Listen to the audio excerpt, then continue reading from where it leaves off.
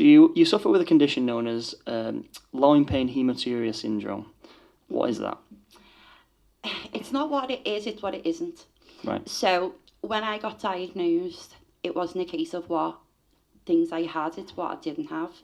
So it's basically a bleeding from the kidney that they can't explain as to why. So you pass a lot of blood in your urine. You get pain that can just all of a sudden come on. You can be sitting there watching TV, not doing anything strenuous, and then pain will just be horrendous. And it tends to get a lot of misdiagnosis. Like people will assume, like if you speak to a doctor, oh, it's a water infection, or it's complicated, but it's basically what you haven't got. So it's pain, and I mean severe pain, and blood in your urine. How common is it, and do both men and women get it? Both men and women get it. They say that people get diagnosed at the late 20s, early 30s. So I'm 37 and I've had my diagnosis now for about 2 years. But men and females can get it. I don't know what else to say. So, like, why did it take so long to get the diagnosis? Because I think it's lack of education and lack of knowledge for some doctors. Like, don't get me wrong, doctors are amazing. Like, but they're only human at the end of the day. They're not going to know absolutely everything, you know. And unless you see a specialist who can put the pieces together and go, well, let's have a little bit more look at this and more in depth, then they aren't going to know, because you just see someone presenting with pain and you just automatically think, oh, it's a water infection, it's a kidney infection, and it's not. It is deeper. What were some? So you mentioned some of the things that they thought it was there, but did they put you onto like sort of medications to sort of tackle that? And did those have any, like, did that affect it worse, or did it help in any way? It never helped because the pain was always there. So, and the bleeding was always there. So, no, like, don't get me wrong, you put me on painkillers and things like that, and it kind of not take it away, it'd numb it a little bit. But sometimes it'd still be excruciating where my mum would have to ring for an ambulance because I could not move, or my dad couldn't pick me up to help me get into bed and things like that. But now, obviously, I'm on a new medication that has helped. But at one point, and this is no word of a lie, I was on over 200 meds a day. What did that include?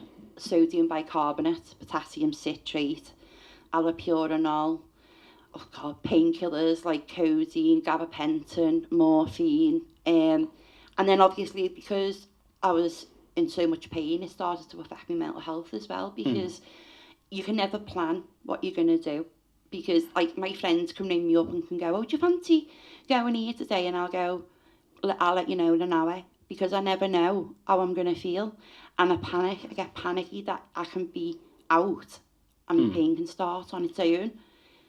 Do they know anything about, like, so obviously if you have that sort of anxiety about obviously the condition, do the doctors ever say that could perhaps sometimes bring it on?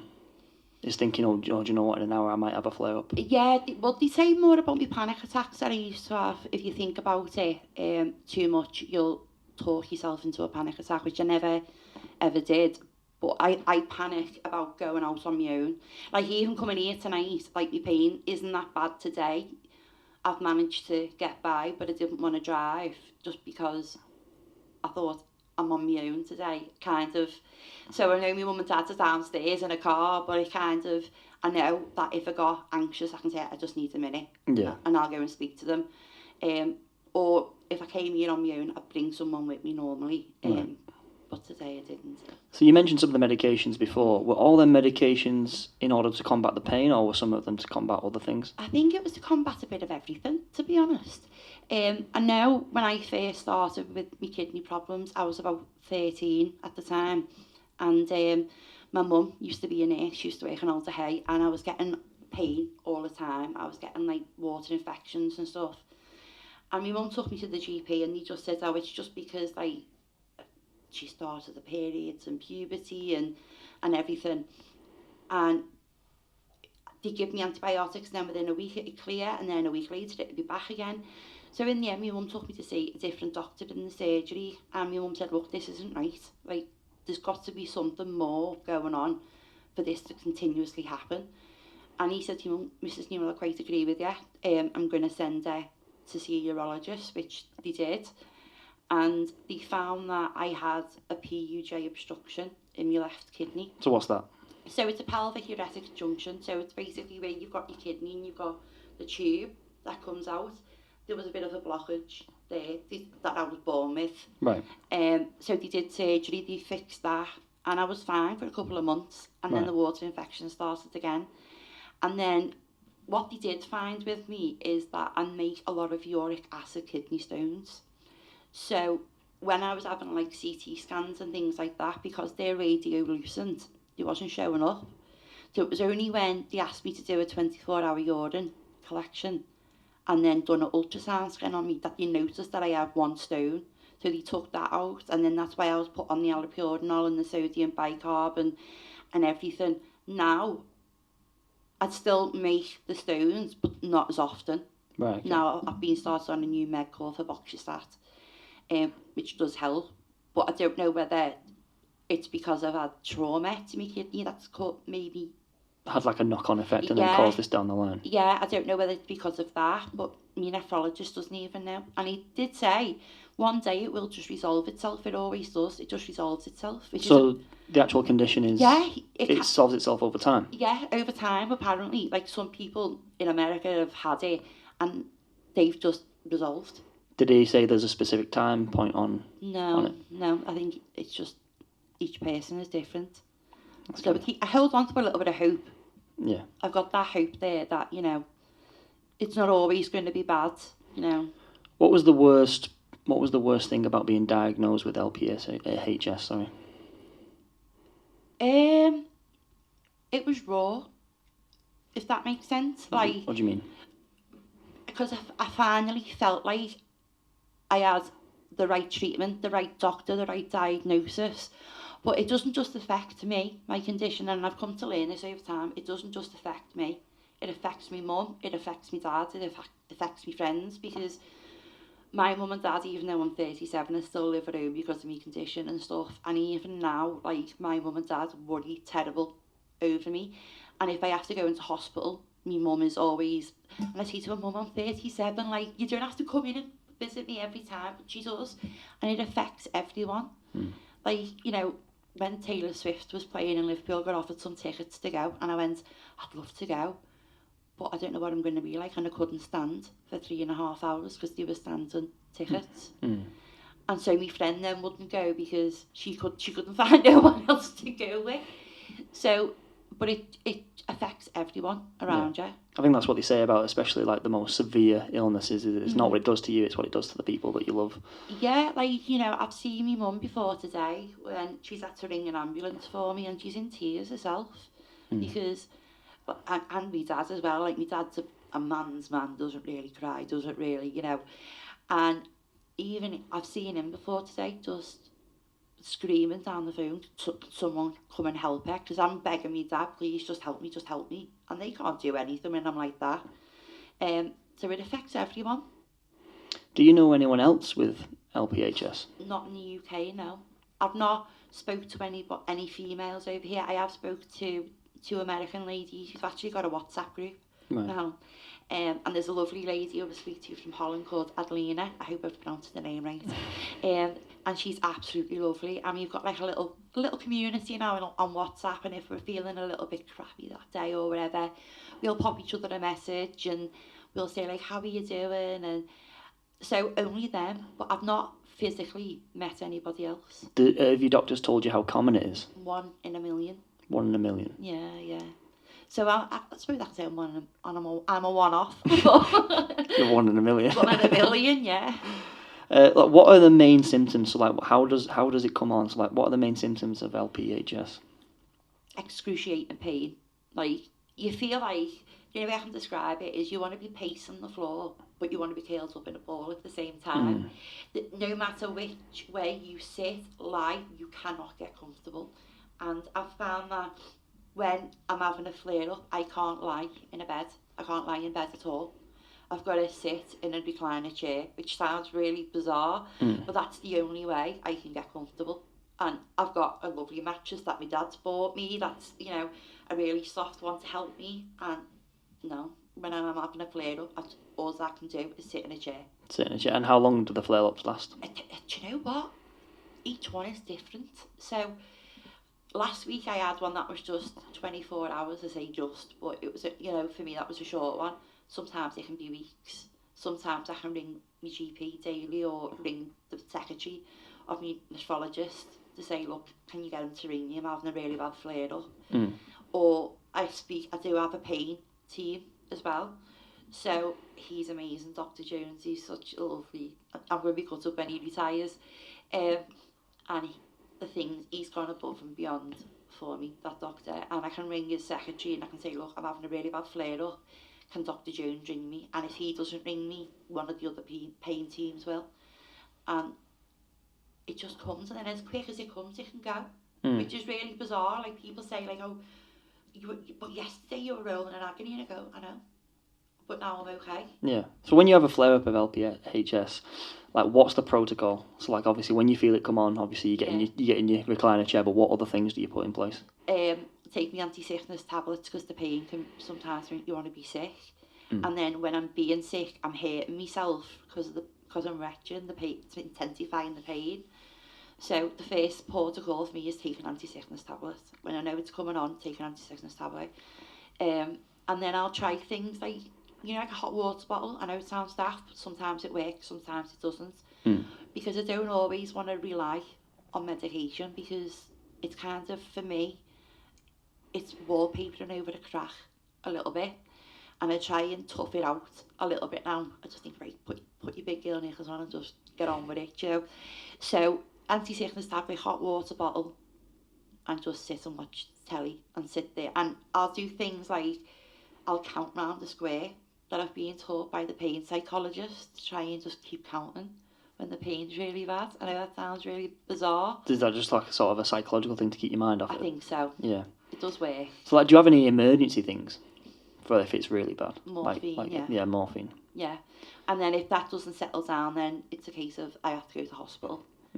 Which, in a way, I don't want to go to the hospital because I know what's wrong with me, you know? So I feel like going to the hospital, I could be taking resources away from someone who needs it more than I do. Who probably doesn't know what's wrong with them. Exactly, yeah. So when my GP says to me, like, oh, you know, if it doesn't settle down, Katie, go to A&E. I don't want to be sat in A&E for like, God knows how long, taking resources away from someone who might need it more than me, when I know what the problem is. It's a flare up, but it's a case of I'm trying to find out how do we manage that in the community rather than having to take up a hospital bed.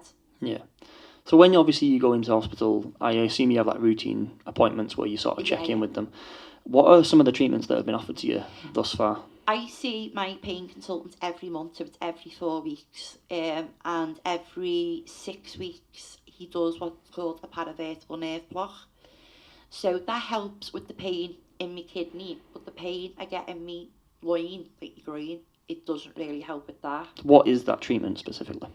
There isn't none. No, what you said, the treatment that you just mentioned. Paravertebral nerve block. Yeah. Yeah, it's a bit, I think it's a bit like an epidural. Right, okay. So it's an injection. Yeah. I have to go into theatre, like I'm awake and everything, and he does it. And then it's just pain relief, pain management. I've seen the psychologist, I've seen the pain physiotherapist, I've gone right through the system, I think, and there's not an awful lot more that they can offer apart from injections. I did do ketamine infusions for a while. Right. That was an experience. If you like this video so far, don't forget to drop a like, comment, and subscribe at Truth Temple Podcast. When I was reading into it, it said about, like, because they seemed very intense, the treatments. They didn't really have it. Went from obviously pain relief to then severe operations, and some of them were including, I think it was like renal denervation, which is like the destroying of the nerves. Yeah, and there's one where they can take my kidney out and can retransplant it. Yeah, they like relocate it, don't they? Yeah, and I said to my doctor, I was like, but how does that work? Because surely if you're reconnecting it, is the pain not going to start again? But the problem we've got is obviously, because I'm a bigger girl at the moment as well, that's such a big surgery. They don't do it in Liverpool either. The the nearest place here, I think, is Leeds. Right, okay. So it would mean be having such a big treatment up in Leeds, and even then there's no guarantee it'll work. You know, and I think if you're going through a surgery like that, I'd want it to be more chance of it working than not. Yeah, what was the conversations when they pitched that idea to you? What was the conversation? Oh God, Dr. Goldsmith, he told me, you know, the only treatment we've got is taking your kidney out and retransplanting it into your body. He said, or we can try tadalafil. So I said, right, what's that? And he said, it's a Viagra tablet.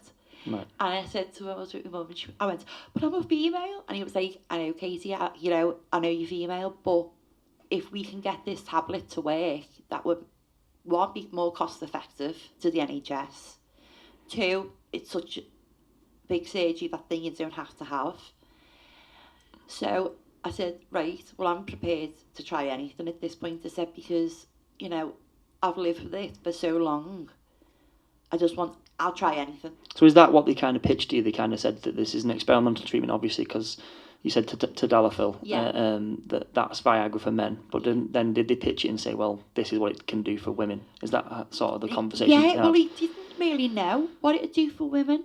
To be honest, it was kind of, he just said to me, blog everything in a journal for me, and he's hoping to write a paper on it, a medical paper. He told me that he had a male patient, and obviously, how to put it, he'd have a different physiological. That's the right way to put it. Yeah, I bet he did. And he actually said to me, apparently, that can keep men like that for 36 hours. Apparently. Jesus. Yeah, I've never met a man who can yet for 36 hours. Yeah, definitely not. I don't think you ever will either, to be honest. So I just said, well, what will that do for me? I said, I'm not going to walk around with it needing a Madonna comb bra from the 80s or something, am I? And my mum was like, she went dead red. And he just started laughing, and he just said, we don't know, but there is papers in America and Canada where women have tried a tablet like this, and it's worked. But how does it work? Did he say specifically like what it did? Yeah, what it does is it opens up I think it's the blood vessels in the kidney, and it also opens up the ureter, which is where I get a lot of my pain. So it opens all that up. So although I still pass blood, the pain isn't as bad as it was. Which is, I don't know how it works. All I can say is that it does. so it lowers the amount of hematuria, which is like blood in the urine. Yeah. Right, okay. What was like the decision-making process like? Obviously, when they pitched you that idea, and obviously once you'd like sort of digested what that meant, like what was the decision-making process like for that experimental drug at that point? I said, do it. Honestly, I literally looked at my mum, and I looked back at my consultant, and I just said, I'm happy, do it. But because obviously it's being off licence, being used off licence, he had to get approval for it. So it took about 6 weeks. I think it was the board in Aintree Hospital he went to, because that's where I see him. And he put my case forward, and he told them, you know, she's tried every treatment. She suffered since she was 13, you know, she has chronic pain. And also mentioned that it was making me severely depressed as well, because I was so depressed by, one, I'd put so much weight on because of other meds that they'd given me to try and combat my pain. But then because my depression was getting so bad as well, I was put on medication for that, which didn't help me weight. So that's why he said, if we can get this, it'll be so much better. One, for you, and two, for us, because then we won't have to refer it to someone else who's going to say, right, you need to go and do this before we can operate on you. Yeah. So it did take about 6 weeks, and then he rung me up and he said he's got it. He said he didn't even have to really fight for it. He just said, look, I think this will work, and I think it'll be more cost effective. Yeah. So just to confirm, from him basically pitching this idea, and then obviously you being the first person to go through this drug, so effectively a guinea pig, it only took 6 weeks for him to get the approval to do that. So effectively you're the first person to try that treatment. Yeah, first female. He had a male patient who's on it. The same doctor? The same doctor, yeah. Right. He had a male patient on it, and he didn't tell me who he was, but he just said that it had changed this guy's life. And obviously there's no records over here in the UK of a female being on it for this reason. So, he would would I be prepared to maybe try it? And I sort of said, yeah, I'll try anything. So did you make the decision in the moment then? It wasn't like a case of have a think about it? Do you know what? I didn't even think about it. I just said, do it. I just literally, I said to him, what are the side effects? Which one side effect I do get is that when I first take it, I get like really flushed. But it's obviously all the capillaries and everything opening. But I didn't even think about it. I just said, do it. So by obviously taking an experimental drug, do you think, like, does that provide more pressure or does it provide more hope? Hope. Why? Because I think if you put pressure on yourself, you're going to get yourself anxious. And me good friend Ewan, he put things into perspective for me a lot. So if I'm having a bit of a crappy day, he will put me straight, like, no lie. And as he says, if you think of everything negatively, you'll only attract negative things. But if you think, okay, I'm on this drug, I'm going to see if it works. If it works, that'll be fantastic. I can help someone, I can help other people. Rather than sitting there going, but what if it doesn't work and then I'm still in pain?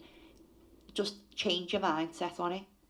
So I just think of it as, I don't mind being a guinea pig now, to be honest, because it fills me with hope for other people, not just for females, but for males, for other people who are yet to be diagnosed. Like, medicine's changing all the time, isn't it? You know, who's to say that in 10 years' time there couldn't be more people diagnosed like myself who finally get the right diagnosis? And what I'm trying to do is stop people going through what I went through, where nobody knows what's wrong with you, nobody believes sometimes as well that you're in so much pain, especially if you present young. Like, people think, oh, you're young, you know, you can't be in that much pain, and you can. So I'm just hopeful that if it can work for me and I've had all the treatments available, then I'm pretty sure it'll. Yeah, and in terms of the pain, you're in a much better place now than like, than don't get me wrong, I still have a bad flare-up from time to time. Like, don't get me wrong, like, I'm my pain doctor, Dr. Jones, he was very honest with me one day in clinic, and he said, Katie, I am never going to be able to get you pain-free. He said, I'm never going to be able to do that. And that was a realisation for me then, because I thought, right, okay. And he said, but I will do everything I can to help you, but you're never going to be pain-free. And once I accepted that, I kind of felt a bit like a weight. Like a bit of a pressure off. Yeah, because he was being honest with me, and he's been my consultant now for 20 years, and he was right. He hasn't ever got me pain-free. He's got me where it's more manageable, and I can live more of a normal life. But that all works in partnership with Dr. Goldsmith as well, me nephrologist and me urologist. So it's a community now of doctors. Yeah, I get you. So obviously you mentioned some possible side effects of tadalafil. Yeah. Like you said, you got the flushes. But Yeah. what are some other possible side effects, and do you have any other ones?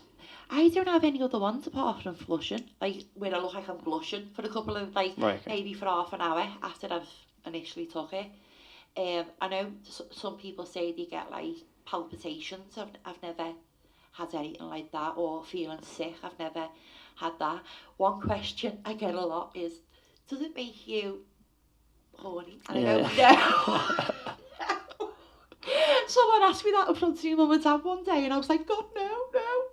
But I don't have anything apart from flushing. Yeah. So since it's so hard, obviously LPHS is so hard to, like, diagnose, what are some of the ways that they sort of did diagnose it then? I had to do 2 lots of 24-hour urine collections, so I had to do them. Then I had to have scans done. I had blood tests done. They even checked me for tuberculosis in my kidneys. I didn't even know that was a thing. Right. I did have TB, obviously, but I didn't know you could get it in your kidneys. So it was a case of, I had to have all these tests to rule out what I didn't have. So you don't get diagnosed by a tick list. It's what you haven't got. So someone like myself who was presenting to A&E with chronic pain in my left side, like, and don't get me wrong, it can affect both sides as well. But for me, it's always my left. Right. Blood in my urine when there isn't a specific cause for it. So there isn't, like, a water infection there isn't a stone there. if you just randomly have blood in your urine and they can't find a reason as to why, then chances are you've probably got LPHS or... Right. So they just sort of narrow things down and then eventually find it. But even like the 24-hour urine collections, they don't even get processed in Liverpool, you know. They get sent to Manchester. Right, because perhaps they don't specialise in it around here. Well, yeah, and I think as well for funding now as well. Okay. That's interesting. What would you say has been like the most standout part of this journey, and what has been the hardest for you? The hardest is seeing it affect my family, to be honest, like my parents. Like, my parents are in the late 60s now. They've got a lovely little holiday home that they call the Tim Villa in Wales. And they worry about leaving me at home. And I say to your dad, but you're in your later years. My dad worked for the NHS for 40 odd years as a maintenance engineer. My mum worked for the NHS as a nurse. Go and enjoy your life. Like, go and enjoy what you want to go and do. You know, they've got a little group of friends and they worry all the time. And even now, like, I can be in the house with one of my best friends where, you know, if anything was to happen, I've got them there. They still worry. And that is what has stood out to me, is seeing how much it's affected my family. But then on the flip side is like when my mum says to me, I'm so proud of you. Like, little things like that. And she says to me, like, you fought. You know? Yeah. No, I understand that. You know, because my mum, God love her, like, when I was in school, missed a lot of school because I was always in and out of all the hay and things like that. And my mum used to get, like, letters, you know, when you were threatening with me attendance and stuff that. And one day I was supposed to be sitting my GCSEs and I couldn't because I was in hospital. I'd had sepsis because of a kidney infection. And again, my mum got this really nasty letter in the post, and my urologist actually wrote a letter to the school that said, if you can find a space for the hospital bed for my wages and for 2 nurses to come and make sure that Katie's okay, she'll come and sit at GCSEs. You soon sort of them like, no, it's okay, we understand now, and I got like my predicted grades. All right. But everything was a struggle for for me, and so that's why I want to raise so much awareness so someone else doesn't have that struggle anymore. Yeah. What was your experience like, sort of, with the NHS in general? Do you know, with the team I've got now, incredible. Like, with my pain team, me urologist, nephrologist, fantastic. But it wasn't always like that because, like I said earlier on, like, doctors are only human. They don't know everything. Like, my GP says to me, Katie, I don't know what this condition is, but I'll try my best. And Dr. Goldsmith, my nephrologist who put me on the meds, he wrote a letter to my GP outlining what the condition is, how it affects people. So overall, now it's brilliant because I've got a good team, but it hasn't always been like that. Because doctors, I had one doctor once who prescribed me the wrong medication and I had like a really bad reaction to it. What medication was it? I don't know. I don't know what it was. There was me in my bed and there was a girl who was also called Katie in a bed, like, kind of like opposite me, and I think he got us mixed up and prescribed me. Yeah, honestly. And I know I was going to theatre the next day. I was getting a stent put in my kidney, and this doctor would come to see me and everything. And I said to my mum, like, I feel like really like anxious, and my mum was like, just because you're going, you know, to theatre tomorrow and everything, just try to stay calm and everything. I was going, no, but my chest feels that tight, like I can't breathe. And again, my mum, no, you'll be fine. And then my mum got a phone call about 11 o'clock at night to say your daughter's took a turn for the worse, can you come in? And my mum obviously used to be a nurse, but the nurses wouldn't let her down to me. My mum said all she could see was these doctors like flying in and out to me and all these machines coming in, and when she did come into me there was blood everywhere where they must have been getting like the arterial blood gases and stuff. And the next day my consultant actually come to me and said to me, what doctor came to see you yesterday? Because they wouldn't know not to who it was. Bloody hell. Honest to God, that's the God's honest truth. And I just pointed them out because I didn't know. It was him there. I was really pissed. Have you got the right person? I wish it was him. I proper pointed. And he went berserk. He literally gave this doctor and he threw these case notes down. And he said, you nearly killed this girl last night. Jeez. Yeah, I never seen him again after that. I don't think anyone else, but Honestly, but even then, like when I was in Aintree Hospital, I was still only school age. So normally it's adults, isn't it, in Aintree? But what they did is because I was like 15, right, when you turn 16, you transition over into adult services anyway. So they kind of like skipped the middleman and just put me straight with the adult, which wasn't too bad yeah, because my dad worked in Aintree. So every dinner break, he'd come up and see me. Every like chance he got, he'd come up and see me, and it'd be funny. He'd be like, if something broke on the wards, because my dad was an engineer, he'd be like, Katie, any chance you could ring your dad? Because something's broken such and such a place. And by the time we get in touch with maintenance and they come up, he's visiting you anyway. So it used to be handy. yeah. How good would you say the NHS are at like sort of, obviously with like rare illnesses, how good are they at like sort of providing innovative sort of resources or medications? I think it depends where you are. I think it is very much a postcode lottery, if I'm honest. How's like what are the lucky places and what aren't? I would say in places? Liverpool we're quite lucky. We've got, a hospital that's designed for women's health. We've got one of the best children's hospitals in Europe. We've got Whiston, where they've got the best burns and plastic surgeon doctors. And then you've got the people on the front line, like in Aintree and Alderhay, in the Royal particularly, at the moment, where some people are waiting 50 hours for a bed. Like, that's crazy. Ridiculous. I still haven't got my head round why they've made the hospital smaller than the previous one. I haven't got my head round that yet. Because I think it's shorter by a couple of 100 beds now.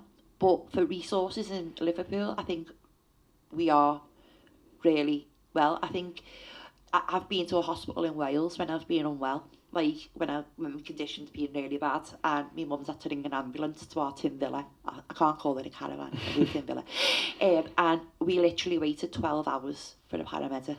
Yeah, it's a shithole, Wales, isn't it? He didn't hear you, all right. Yeah, he's all right. But yeah, we literally waited 12 hours right. for a paramedic, who then told me that he couldn't really do anything for me because he didn't know what to do. Yeah, all he could do was give me gas and air. And I went to, I think it's called Clwyd Hospital, something like that. Bottle Widden, it was. And he just looked at me like I had a square head when I told them what my condition was. They were just like, don't know what that is. And even now, like, because my condition can present in certain ways, so like it can look like I've got a water infection or I've got a kidney infection. I can't just take antibiotics anymore. I've got to have it tested and then have that specific antibiotic. Yeah. And some doctors over there are like, oh, well, because you live in England, we can't treat you because we haven't got your records. So then you that's something else. Yeah, it's just an awkward conflict. What would you say like the strangest thing like a physician or a doctor said to you about your condition? Oh, you'll love this, right? This is the God's honest truth. Before I was under Dr. Jones, your pain consultant, I was sent to the Walton Neuro Centre, right? And I was 17 at the time, nearly 18, and I told this doctor, like, I had this pain and everything. Do you know what he told me to do? Go on. Look at a beautiful painting and your pain will go. This is a doctor? This is a doctor, a pain doctor. And I said to him, no offence, doctor, but if looking at the Mona Lisa helped my pain, I wouldn't be sat in front of you moaning now, would I? And me mum like, Katie, you can't say that. But again, I think it was because a young female, I think sometimes you're not believed because I was so young. And I think, saying to someone, look at a painting, like, you'll feel better. At what point do we stop looking at the painting? How often did you get, like, doctors being dismissive or not taking you seriously? Quite a lot, because, again, I was young, so I think they thought it wasn't as bad as I was saying it is, or it was, or, so a lot of doctors just kind of, they don't want to give you medication, because, obviously, it can harm you as well as do good things. You can become reliant on it and stuff like that. Yeah. And to an extent, I agree with that because I don't want to be reliant upon medication for my pain. Although I know it have to be sometimes when the pain is outrageously bad.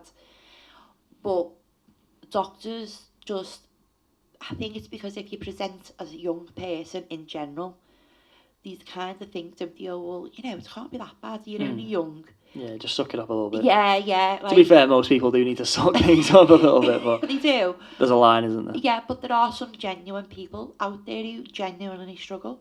And I think not a lot of people want to send them to specialists either. They kind of you just want them to kind of, like you've said, suck it up, get on with it, Yeah. If there was a message that you could sort of send to like any researcher, any doctor or physician that was studying LPHS, what would that message be? Please listen. Just please listen to your patient. Please take everything into consideration what they're saying, because it's so hard to sit in front of a doctor and tell them that you feel so depressed you don't want to be here anymore because the pain is stopping your life because you can't do things. And a lot of doctors haven't got the time to listen as well. That's another issue. But please just listen and take everything into consideration. Don't just dismiss. Yeah. Don't just like look at it and tick off boxes and go, oh, well, okay, go and do this. Just please listen, and not just listen, but also be hopeful as well. That you might be the researcher who finds a cure one day. Well, would you say a lot of them didn't have hope? Yeah, I think a lot of them didn't want hope as well, to be honest. Why did you think that? Just their attitudes, and I think it's hard anyway to speak to a doctor sometimes, because when you're particularly a doctor you don't really know, because sometimes they can come across as a bit like standoffish, a bit like unapproachable, and that's another thing. Every doctor I've got now is so approachable, and because they've got a genuine wanting to help you, instead of just kind of dismissing you and saying, oh, well, go and take these painkillers and go and look at a patent. They genuinely want to help. And some doctors are overstretched. They haven't got the time to listen. They haven't got the time to want to help you. They just want to be able to move on to the next patient and the next job they've got to do. Yeah, it is interesting, like when you look at the NHS, like look at different sectors, that some are just so much more stretched than others. Yeah. So obviously sometimes people just don't get the recognition or the time or... Yeah, and I find as well, a lot of physiotherapists and occupational therapists and the psychologists, they all get a good, like, missing out. And also, like, the people who keep the hospital running, like the people in the background as well, like, they don't get any recognition. Like, like my dad, he used to be able to fix most things in the hospital, and him and his like colleagues never used to get the recognition they deserved, really, because without them they couldn't keep the hospital going. So the doctors wouldn't be able to treat people. Yeah. So sort of away from like the doctors and the physicians and the medicine, what's the most like ridiculous thing that someone said to you about your condition? That it was in my head and to look at a painting. I literally had somebody tell me one day that it's all in my head. And who was that? It was an ex-friend, but they told me it was all in my head. Right, okay. And I was like, that's why we're not friends anymore, because I don't think they kind of...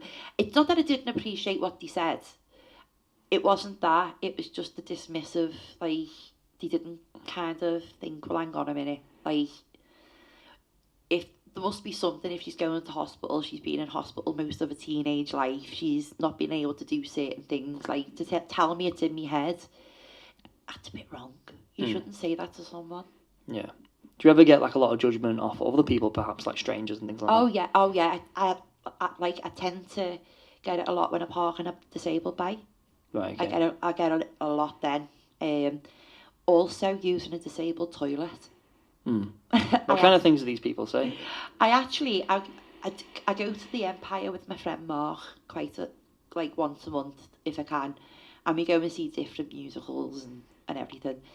And I was queuing up to use the disabled bathroom one day, and there was a guy, I'd say about 50, something like that, and he made like a really sarcastic comment about me using and waiting for the toilet, and it was basically calling me lazy because I didn't want to go to it. But what he didn't know is that I had a catheter in my bag, a self-intermittent catheter, as you say. And so, in the end, like, my friend, he's from Stoke, so I don't think he kind of seen a scouse person kick off. And I didn't kick off, that would be the wrong word, but I turned around and I looked at him and said, what did you just say?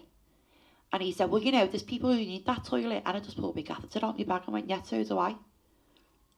And I said, do you always ask people why they're going to the toilet? Because that's a bit weird. Like, who does that? Like, who does that? Like, there's so many invisible disabilities, and you shouldn't do that. And my mate went, oh, Katie, and I just went, but it's true. I was like, that to me just really upset me, to be honest, because I think he tried to embarrass me, but then it was him who ended up getting embarrassed. Yeah, probably walked off with his tail. He did apologise. Oh, fair enough. And I said to him, like, I accept your apology, but please be mindful of things you say, because I've just felt like I've just had to justify why I'm stood there when really I didn't.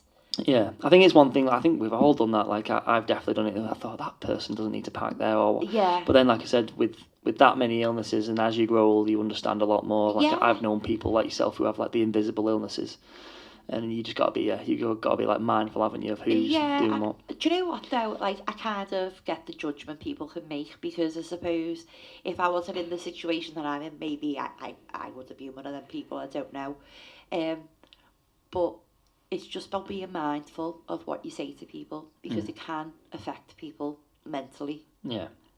What would you say needs to change about the way that rare diseases like LPHS, it's so hard to say that, LPHS, what would you say needs to change in the way that people treat these sorts of invisible diseases? I think it's like anything now, there's not enough research into, because it's so rare, where does the research begin? Yeah. You know, so that's why when I was asked, would you start this tablet? Would you try it? I was like, yeah, because I want to be able to say that in like 10 years' time, if other people like me get diagnosed, we've got a treatment that works. They don't have to face some of the problems that I did. Yeah. You know, so I think more research, but I think also people need to listen more. The doctors need to listen. That's the thing. Doctors need to take it on board and not just assume. Yeah. You mentioned before that you were having you had an operation cancelled for gastric bypass surgery. So, talk us through that. Well, I've obviously put on a lot of weight from when I was younger. I was never like skinny, but I was never like massively overweight. And I was put on medication to help with my pain, and that caused weight gain. And then, because of my mental health was affected, the drugs I was put on for that gained weight again as well. So it was kind of like a double-edged sword, really. And I tried every diet under the sun. I'd literally tried everything. I'd been Slimming World, like these shakes and stuff, like Slim Fast. I'd been to gyms and stuff, and I just could not lose weight. And I went to my GP and I said, look, I've got a history of heart problems in my family. Obviously, being a bigger person, you're then more at risk of heart problems and stuff. I've already got a rare condition that's affecting my kidneys. I want to lose weight. And I got sent to entry loss. So it's taken me now just over 2 years to get to the stage now where I'm ready for surgery.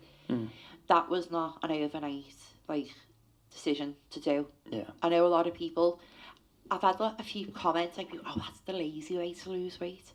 Well, it's not really, because if you think having your insides moved around to help you lose weight is the lazy way, then you're ignorant.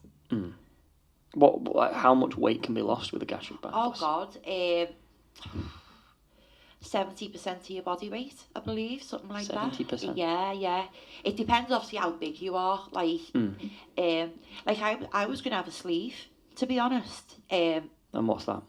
It's where I think they cut your stomach away, so you're left with some of your stomach, like 30% of what it was, and they take that away.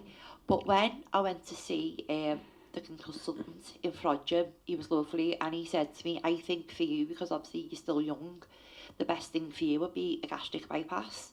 He said, because one, it's reversible, and two, if you get a sleeve, it can re-stretch over time. So even though we've cut away your stomach, if you start overeating or whatever, your stomach can re-stretch again. Whereas with a bypass, you can't do that. You're literally left with like the size of an egg. in Right. your stomach, and then over time you can build it up. But it's all reversible, which if you start to lose too much weight, You just come off it. you just reverse it. Right. Okay. And so I was always a bit like, oh no, I don't want to like do that, because my cousin up in Leeds, he had a sleeve done, and he lost over 20 stone. He doesn't look like the same person. Honestly, he's incredible, and he's been like a big inspiration for me as well. So I keep like tapping him up, going, "Hey, Bryn, what do I do like when I come out of surgery? Like, what can you eat and stuff?" And he didn't like the idea of his stomach being twisted about, is the way he put it. But when the doctor explained it to me properly, like Bryn's older than me, but when he explained it to me, I think that's the better option, personally. What are some of the possible negative effects of a gastric bypass? Obviously, you can lose too much weight. There's a thing that you can get called dumping syndrome, and it's not how it sounds. It's basically like if you consume too much sugar, your body will go into like, no, but like when a diabetic has like a high, yeah, low or a low. yeah, and you get like really clammy and sweaty and the heart racing. If you have too much sugar quickly, because of the way it's done, you can get that symptom. Okay. Also, I'll be a cheap date because apparently you get drunk really easily. So I'll be a cheap date, if nothing else. I think most people get drunk too easily anyway. But apparently, like they said to me, the consultant, he said, like, the first time you have an alcoholic drink, and I'm not a big drinker anyway, to be honest, but he said, be with someone who you trust, who knows you've had this surgery, because it can go straight through you, basically. All right, interesting. Yeah. What are some of the other negatives? I think as well you can get like vomiting as well, Right. Okay. and I think general just discomfort Right. for like the first couple of days. But again, it's about being mindful, and it's about listening to what they're telling you to do. Like today, like I've been on this liver reduction diet now for 3 weeks, coming up for 3 weeks, because I was supposed to have my surgery last weekend, and I'm getting to a point now where I'm bored with what I'm eating. What kind of things are you eating? So you said it was liver. What did you say? A liver reduction diet. Right. So Okay. What is that? It's a diet you go on to reduce, one, the size of your liver, and two, the softness. You want it softer to be able to, because it's being done keyhole. I think it's so that you can move the liver kind of out the way. Right. Okay. To do the surgery. So. And what kind of things does the diet entail? Oh well, at the moment it's like, what did I have last night? I had poached eggs on like one small piece of toast, and I've had that for about 4 days now. And that's it. That's it, yeah. And then I've been doing slim fast, because you can do slim fast. So I've been doing like a slim fast of a morning, then one at like for me dinner, and then having poached eggs on toast. But now, like I've got to the point now where I'm like, how many eggs like can a girl eat? Do you know what I mean? I'm sick of milk now. Like I'm sick of milk. I don't want to see another milkshake again in my life.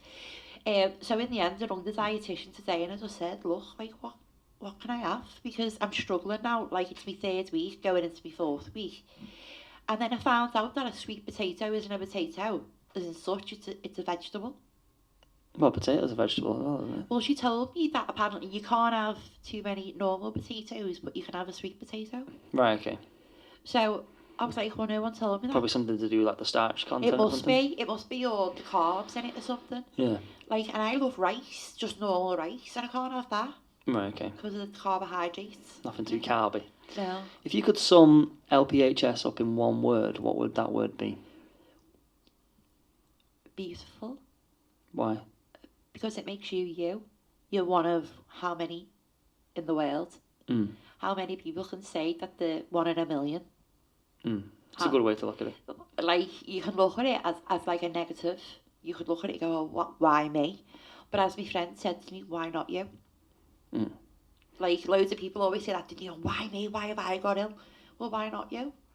And again, that's down to you and like making me see things in a different way.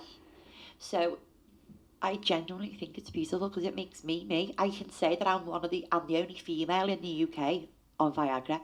NHS grade Viagra. Like, how many women in the world can say that? Not many. Yeah. Like, not to go too dark with it, but what is the worst case scenario for LPHS? What is the worst case?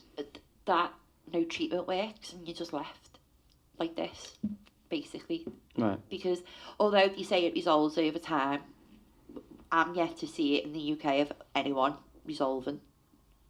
But I'm hopeful that that's true. But otherwise, it's just a case of pain management for the rest of my life. And what pain management does that entail? Like the nerve blocks I have done, and then the ketamine infusions, which make you go off into a weird place that isn't nice. Like, I didn't like the feeling of it. One thing as well, which is really like a small thing, but to me it's a big thing, is like I can't even drive a manual car anymore. Why is that? Because I can't put the clutch in because it hurts. Oh, like leaning. Yeah. So if I go to put the clutch in on a car now, it really hurts. So I've now had to swap my car over to an automatic car. And so I kind of felt like a bit of my identity got taken from me as well. Yeah. Like a bit of like having that sort of independence and all that sort of stuff. Yeah. That's interesting. What would you say is the biggest myth or misunderstanding that you'd like to debunk about LPHS? That it's not a kidney infection. It's not kidney stones. It's deeper than that. It's a disease of the kidneys. And that it just is that it's a life sentence. It's not. It's not a sentence. It's just a journey. Right. That's the way I look at it. But a journey that they don't know how long it takes. Did they say that it was hereditary? No.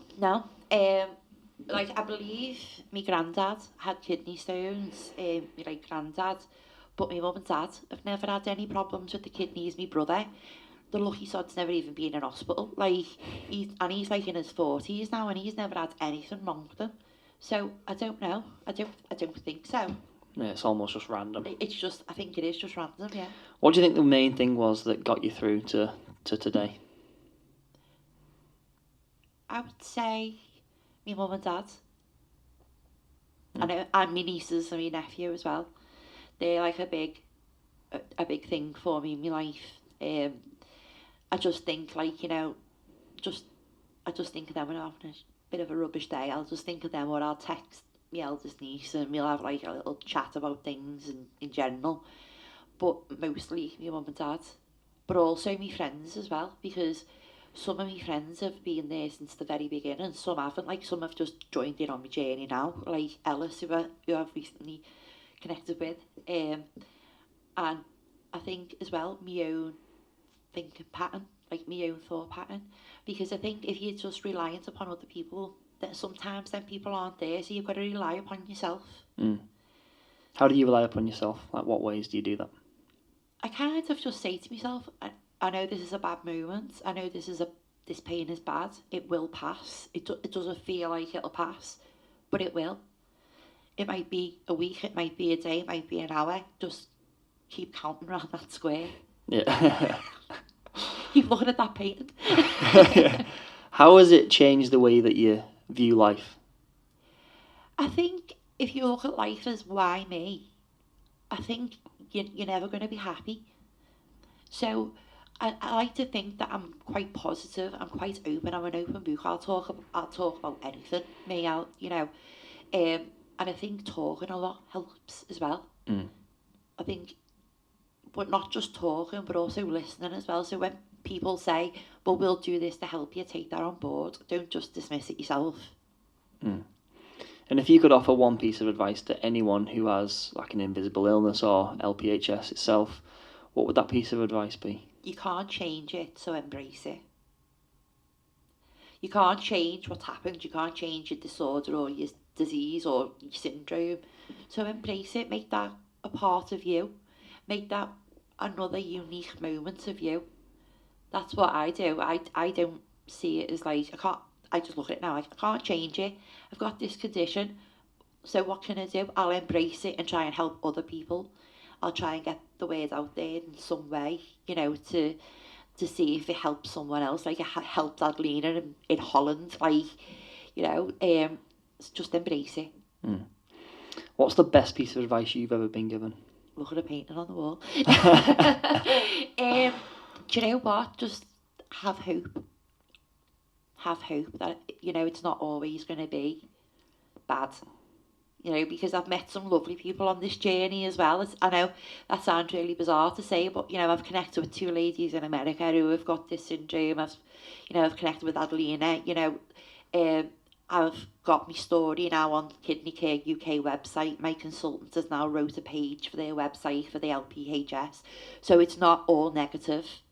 There are some positives as well, and steps that hopefully forward to make a bit of a change.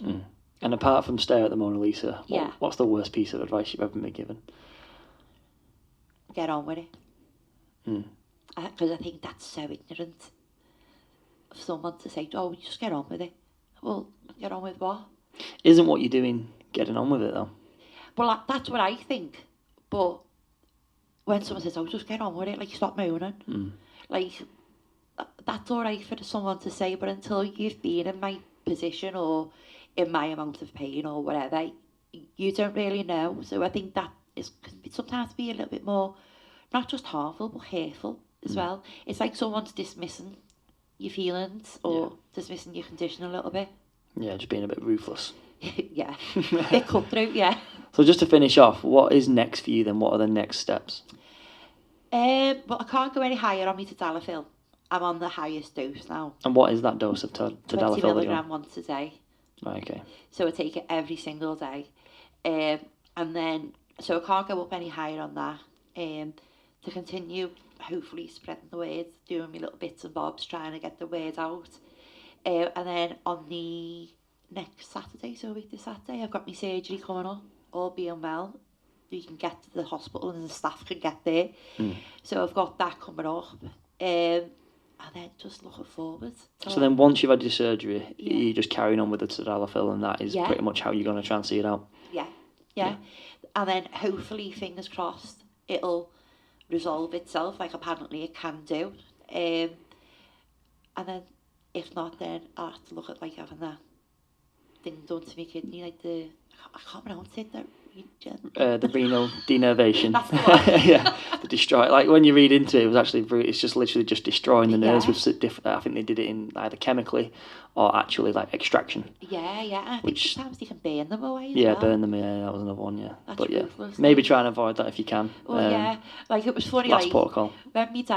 When I told my dad, he said, like, they'll take my kidney out and transplant it somewhere else in my body. My dad always goes, well, you look stupid when you put it on your head, won't you? That's what he said to me. Yeah, it's been a fascinating conversation because it's something I'd never heard of when we seen your message originally. It was something we never heard of, but that's what we're all about. We're all about just getting to the bottom of things, and then, like you said before, it was something quite powerful and important.